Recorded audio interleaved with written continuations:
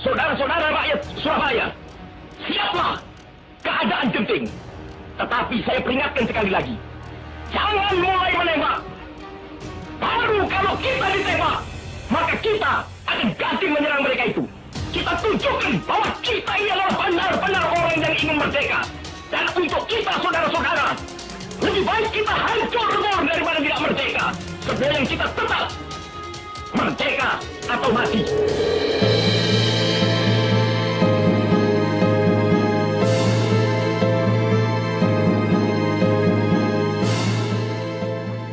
Masa pemerintahan Republik Batav. Republik Batav berkuasa dari tahun 1795 hingga tahun 1806. Pemimpin dari Republik Batav adalah Louis Napoleon, saudara Napoleon Bonaparte. Pemerintah Herman Willem Daendels. Lahir di Hatem 21 Oktober 1762. Meninggal di Ghana 2 Mei 1818 pada umur 55 tahun. Dia adalah seorang politikus Belanda yang merupakan Gubernur Jenderal Hindia Belanda yang ke-36. Dia memerintah antara tahun 1808 sampai 1811. Masa itu Belanda sedang dikuasai oleh Prancis.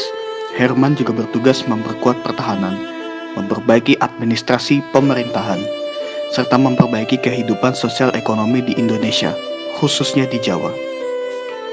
Daendels adalah kaum patriot dan liberal dari Belanda yang sangat dipengaruhi oleh ajaran revolusi Prancis.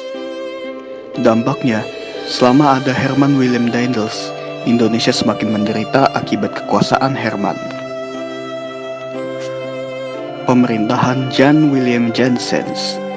Lahir pada 12 Oktober 1762, meninggal pada 23 Mei 1838 umur 75 tahun. Dia adalah Gubernur Jenderal Hindia Belanda yang ke-37.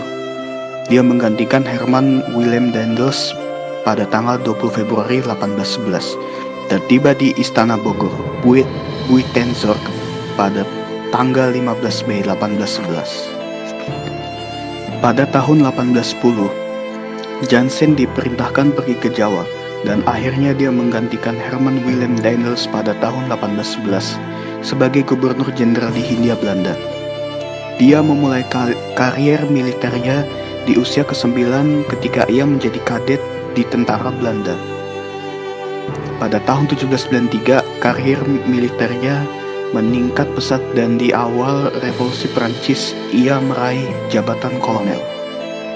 Banyak prajurit tinggalan Daendels yang tidak cakap menjadi prajurit, sehingga dia mudah dikalahkan Inggris dan terpaksa menyerah pada tanggal 18 September 1811 kepada Thomas Stamford Raffles dalam kapitulasi Tuntang.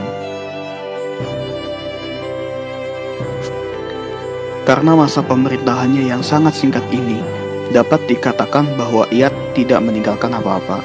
Ia seolah-olah hanya ditugaskan untuk menjaga bendera Prancis yang berkibar di Hindia Belanda selama 6 bulan. Perkembangan kolonialisme Inggris di Indonesia. Dimulai pada tanggal 18 September 1811 di desa Tuntang di dekat Semarang. Dalam perjanjian yang disebut dengan Kapitulasi Tuntang, Gubernur Jenderal Inggris Gilbert Elliot Murray Kinmont Earl Minto, biasa dikenal dengan nama Baron Minto, menunjuk Sir Thomas Stamford Raffles sebagai penguasa Indonesia dengan gelar Letnan Gubernur. Jalan tengah pada perkembangan kolonialisme Inggris di Indonesia. Setelah kembali ke tangan Belanda, tanah Hindia diperintah oleh badan baru yang diberi nama Komisaris Jenderal. Komisaris Jenderal ini dibentuk oleh Pangeran Willem VI yang terdiri atas 3 orang, yakni Cornelis Theodorus Elout sebagai ketua, Arnold Adrian Buiskes sebagai anggota, dan Alexander Gerald Pilt Baron van der Capellen sebagai anggota.